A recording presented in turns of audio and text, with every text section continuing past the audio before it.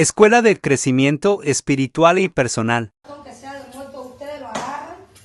Por ejemplo, el bastón mío está seco, un poquito para... Pero cuando vamos a refrescar la casa, para suerte, para ir para ese movimiento, no es necesario ponernos tantas cosas.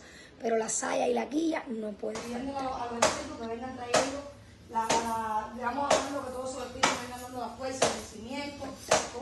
Recuerden que no es lo mismo limpiar una casa para quitar alguna energía negativa con hierbas fuertes y cosas fuertes, a limpiar una casa para desenvolver y traer buenas energías, para refrescar. Arriba, los cuatro costados, le perfume los ojos manteca y ya que se le está que ella hizo. Lo vamos a mí lo manda, y ya lo caranga lo manda. Compramos una puerta a la casa. No vaya todo lo malo. Con el agua de mar, con el agua del río, con el agua del mar. Con el agua del río yo miro todo lo malo. El mismo fumbe, munazo, todo estaba checha, la checha arriba en todo el río del mundo. Para que todo fluya en este munazo. Todo está bien en esta casa, todos esos espíritus cierran ya esta limpieza en esta casa. Espero que hayan podido entender todo.